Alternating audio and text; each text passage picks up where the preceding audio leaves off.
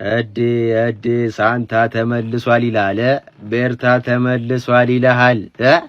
ተጀመረ ይልሃል። ዝም ብለ ቁጠር እያለ ነው። ቤርታ ዝም ብለ ቁጠር እያለ ነው። ክርስቶስ ዞሊስ ወደ አርሰናል ሂሩዊጎ በ40 ሚሊዮን ወዬ ብሏለች። ጾሟን ፈታለች። የሂሩዊጎ በብር ማለት ነውና ቀጣይ ደግሞ ፋብሪዞ ሞርጋን ሮጀርስ እያለ ነው። 130 ልታውጪ ነው 130 እና ከዚህ በኋላ የአርሰናል ደጋፊዎች ስንት ልቁጠር እስኪ? ከዚህ በኋላ ስንት አለ ንገሩኝ እስኪ ኮሜንት ላይ። ያው የተጫዋች ባይዘው የመጣበት ዋጋ 40 ሚሊዮን እኔ ቤት ደሞዝ ነው የምከፍለው። ደሞዝ የቶናሊ ደሞዝ በለው ብቻ ይመቻችሁ። እንኳን ጾምን ፈታችሁ ይመቻችሁ። ናስቲ ና ዝም ብለህ ልጅ አስገቦ ክርስቶስ ዞሊስ ቱ አርሰናል ሂር ዊ ጎ ተብሏል። በ40 ሚሊዮን ገብቷቸዋል። የትሮሳርድ ምትክ ተብሎ ነው የመጣው። ገብቷቸዋል። ይሄ ልጅ ማለት ነው በጣም አጃይል ነው ምናምን ይንቀሳቀሳል ነገር ገብቷቸዋል በደንብ። ስለዚህ ልጅ ሙሉ አናሊሲሱን እሰራላችኋለሁ ማለት ነው። 40 ሚሊዮን ነው የፈጀብን አርሰናል ለማስፈረም። በጣም አሪፍ ሳይኒንግ ነው ገብቷቸዋል አይደል ማለት ነው። ግን ምንድነው መሰላችሁ በጣም ቶፕ ዊንገሮች አሉ። ይሄ አሁን ሚድ ዊንገር ነው ከክለብ ብሩጅ የሚያስፈረም ነው ማለት ነው። ሚድ ዊንገር ነው ይሄ። በጣም በትልቅ ደረጃ የምትጠሩት አይነት ዊንገር አይደለም። 40 ሚሊዮን ነው የወጣንበት ግን ይሄ ልጅ የሚገርም ፖቴንሻል ነው ያለው ገብቷችኋል። ክለባችን መጥቶ በጣም ይጮትልናል። የትሮሳርድን ቦታ ሸፍኖ የትሮሳርድን ኃላፊነት ተወጥቶ ገብቷችኋል። ከማርቲኔሊ ጋር እየተቀያየሩ የሚጮቱ ይሆናል ቀጣይ ዓመት ላይ ገብቷችኋል። ማርቲኔሊን ከለቀቅ ነው እርግጠኛ ሆኜ የምነግራችሁ ነገር ባርኮላ ምናምን መምጣቱ አይቀርም ገብቷችኋል። ማርቲኔሊ ካልወጣ ግን ከዚህ ሰውዬ ጋር እየተቀያየሩ የሚጮቱ ይመስለኛል። አንድ ምናምን ይጨምራል። አርሰናል ይውላችሁ ጋይስ ነግራችኋለሁ። ሻምፒየንስ ሊግ ለማምጣት ገንዘብ ተመድቦልናል። ስለዚህ በዚህ አናበቃም፣ ሳይኒንግ በዚህ አናበቃም ገብቷችኋል። ዝም ብለን የሚገራርም አልቫሬዝ ገና ይመጣል ገብቷችኋል። አልቫሬዝ ላይ አይናችንን ጥለናል። ዝም ብሎ አልቫሬዝ ነው እንቷል። ይሄ ልጅ ግን ከ10 ሬት ስንት ታረጉታላችሁ? ይሄን ትራንስፈር ቤርታ ኢዝ ባክ ይኸውልህ ስማኝ፣ ክርስቲያን ዞሊሱን ዝውውር ከጨረስን በኋላ አሁን ትኩረታችን ወዴት እንደሆነ ልንገራ። ሞርጋን ሮጀርስ፣ አልቫሬዝ፣ ብሩኖ ጉማሬሽ ከዛ በኋላ ማለት ነው አለ የምትለውን የመሃል ሜዳ ተጫዋች ጥራለት። ጀለስ በቃ ስራ ጀምራለች። ዝውውሩም ላይ ደግሞ ሽያጭም ላይ ተነስታለች። ለትርፍ የሆነ ሰው ልናገነጥር ነው። ቆይ በቀጣይ ቪዲዮ እሰራላችኋለሁ። ይመቻችሁ። ቤርታ ኢዝ ባክ እያላችሁ ኮሜንቱን አጨናንቁት። ይመቻችሁ። ኮፕ ሊንኩንም ደግሞ ደብቡት። ይመቼ ሻምፒዮን ልጅ ስትሆን ማለት ነው እንዲህ ነው። ቀብረር ብላ የፈለግከውን ተጫዋች ነው ና ምናምን ነገር እያልክ እየገረፍክ የምታመጣው። ሂር ዊ ጎ ክርስቶስ ዞሊስ ወደ አርሰናል።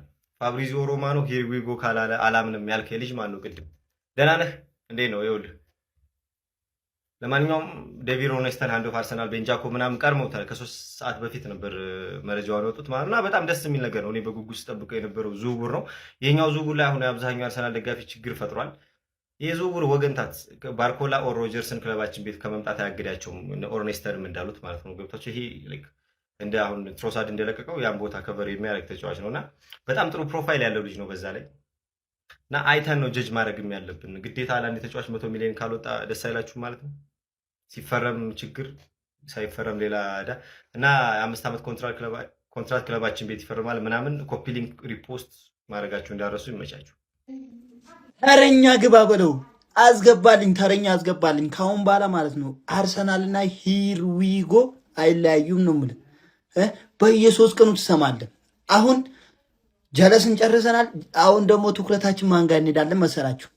ጁሊያን አልቫሬዝ ጋር፣ ከዛ በኋላስ ሞርጋን ሮጀርስ ጋር፣ ከዛ በኋላስ የምንፈልገው አለ የተባለ ተከላካይ ጥራለን። ዊሊያም ሳሊባ ጉዳት ላይ ስለሆነ አለ የሚባል ምርጥ ተከላካይ ከየትኛውን ክለብ ጥራለን። ሄጄ አመጣልሃለሁ ማለት ነው። እየገረፍኩ ነው ማመጣው። ምክንያቱም ደግሞ ማለት ነው እኔ ቻምፒዮንስ ነኝ። ይኸውልህ እኔ የዋንጫው ባለቤት ስለሆንኩ ማለት ነው ቃላይ እንድደግመው ማለት ነው። አሁንም ድጋሜ ዋንጫውን እንድበላ ጥራልኝ። ይመቻችሁ። ሂር ዊ ጎ ጀምሯል ነው የምልህ። ከየትኛውም ተጫዋች ጋር የምንደራደረው ላጥ አድርገን ነው። እንደዚህ ምናምን አይሰራም። እንፈልግሃለን፣ ትመጣለህ፣ ባረራል። ይሄ አርሰናል አለቀ። የምንደራደርብህ ምንም አይደለም። የዘንድሮውን 2025-26 ሻምፒዮን አርሰናል ነው። የዓለም ዋንጫው ላይ ብዙ ተጫዋቾች አውትሻይን ያደረጉት ከአርሰናል ቲም ነው ብለን ነው የምንደራደረው። አሁን ካልክ ትባረራለህ። ኮፒ ሊንክ ሼር አድርገህ ለጠላቶች ያሳይ። የመስመር ስትራይከር አምጥተናል። የግራ መስመር አለቀ። ክርስቶስ ቱ አርሰናል ዊ ሂር ዊ ጎ ይላል። የሚገርም ነው ጀማ። የአርሰናል ደጋፊዎች እንኳን ደስ አላችሁ። በኢሳሌ አርሰናል ክርስቶስን ማስፈረም ችሎ በኢሳሌ ማንቸስተር ዩናይትድ ሳንደርስ በርገርን እንግዲህ ለማስፈረም እንግዲህ በኢሳሌ ተፈተፍ እያለ ይገኛል። በርገርም ወደ ማንቸስተር ዩናይትድ የመምጣት ፍላጎት እንዳለው በስፋት በመረጃዎች እየተነገሩ ይገኛል። ክርስቲያኖ እርኩሱ ማለት ነው 18 ዓመት ሞልቶት እንግዲህ ወደ ማንቸስተር ዩናይትድ መጥቶ መፈረሙ ተረጋግጧል። ተጫዋቹ ወደ ማንቸስተር ዩናይትድ ክለብ ተቀላቅሎ አሁን የፕሪሲዝን ጨዋታዎችን እንደሚያደርግ ይጠበቃል። ካማቪንገርን ማለት ነው በኢሳሌ ማንቸስተር ዩናይትድ ለማስፈረም እንግዲህ ተፈተፍ እያለ እንዳለ ይታወቃል። ነገር ግን ካማቪንገር ማለት ነው በኢሳሌ ማለት ነው ከሪያል ማድሪድ የመውጣት ፍላጎት እንደሌለው ነው የተረጋገጠው። ጀማው አዲስ ነገር ሲኖር ፓስ እናደርጋለን። ቪዲዮ ላይ ሼር፣ ኮፒ ሊንክ እንዳይረሳ። ሳልሰማ ይሄ ዝውውር ሂር ዊጎ ይባላል። ክሪስቶስ ዞሊስ የተባለ የክለብ ብሩጅ የክንፍ አጥቂ ማለት ነው አርሰናል በ40 ሚሊዮን ዩሮ እንግዲህ ማስፈረም ችሏል ማለት ነው። ብሎ ጀምሯል ማለት ነው አርሰናል። ከዚህ በኋላም እንግዲህ ያው ይጠበቃል ሞርጋን ሮጀርስን ደግሞ አርሰናል ዝውውሩን ለመጠቅለል ተፍ እያለ ነው። ያው ሻምፒዮን የሆነ ክለብ እንደዚህ ትልልቅ ዝውውሮችም ደግሞ የሚጠበቅ ነው በእርግጥ ማለት ነው። ከዛ መቀጠል ያው ጊማሬሽ ትንሽ እንችክ ብሎባቸው ነው እንጂ ኒውካስትል መግባቱ የማይቀር ይመስላል እሱ ማለት ነው። ይጠበቃል። ለማንኛውም ጀለስን ደግሞ ምናያት ይሆናል ይጋቼ ሲጀምር ማለት ነው። ለማንኛውም አርሴ ፋሚሊ ኮንግራ ብያለሁ። ይመቻችሁ። በስተመጨረሻም ሂር ዊ ጎ አርሰናል ክሪስቶስ ዞሊስን አስፈርሟል። በ40 ሚሊዮን ዩሮ ከክለብ ብረዥ አርሰናል ክሪስቶስ ዞሊስን ማስፈረሙን ፋብሪዚዮ ሮማኖ አሁን ከደቂቃዎች በፊት ሂር ዊ ጎ ሲል አሳውቋል። ይሄ ተጫዋች እንግዲህ በዋናነት የመጣው በሊያንድሮ ትሮሳር ቦታ ላይ እንዲጫወት ተፈልጎ ነው። ከበርካታ ክለቦች ዘንድ ፍላጎት ቢኖርም ነገር ግን ልጁ አርሰናልና አርሰናልን ብቻ መርጧል። ከዚህ በኋላ የስቴትመንት ዝውውሮች የሚቀጥሉ ይሆናል። ቶፕ ሊስት ውስጥ ከተያዙ ተጫዋቾች መሃል ብሩኖ ጊማሬሽ፣ የአስቶን ቪላው ሞርጋን ሮጀርስ እና ጁሊያን አልቫሬዝ ናቸው። ከዚህ በኋላ አንድሪያ ቤርታ ትኩረቱ ሁሉ እነዚህ ተጫዋቾች ላይ ያደርጋል ተብሏል። ያ ብቻ አይደለም። ምናልባት የሳሊባ ጉዳት ከተረጋገጠ በኋላ ሌላ ተከላካይም የሚፈርም ይሆናል። ምናልባትም ሌክሮዋ አሊያም ኤዜሪ ኮንሳ ላይ ትኩረቱን አርጓል ተብሏል። የትኛው ተጫዋች የሚመጣ ይመስላችኋል? ሀሳባችሁን ኮሜንት ሴክሽን ላይ ፎሎ፣ ላይክ፣ ሼር ማድረግ እንዳይረሳ። ይመቻችሁ። አሁንም ታማኝ መረጃ ብቻ አቀርብላችኋለሁ። ይመቻችሁ። በስተመጨረሻም ፋብሪዚዮ ሮማኖ ከእንቅልፉ ነቅቶ ሂር ዊ ጎ ብሎታል። እንግዲህ የክሪስቶፍ ዞሊስን ዝውውር መጀመሪያ ግን እኛ ብለነው ነበረ። ቪዲዮአችን እየታየ ስላልሆነ ምንም ማድረግ አልቻለም። በደንብ ኮፒ ሊንክና ሼር አድርጉት። ፋብሪዚዮ ሮማኖም ሂር ዊ ጎ ብሎታል ማለት ነው። ይመቻችሁ። እሺ እንዴት ነው ክሪስቶስ ዞሊስ ቱ አርሰናል ሂር ዊ ጎ እየታደገልን መጥቷል። ለጀርሚ ሞንጋ 10 ሚሊዮን አልከፍልም ከማለት 40 ሚሊዮን ከፍሎ ክሪስቶስ ዞሊስን አምጥቷል። ልጁን ብዙ አላቆም ግን እንደሚያገባባ አውቃለሁ።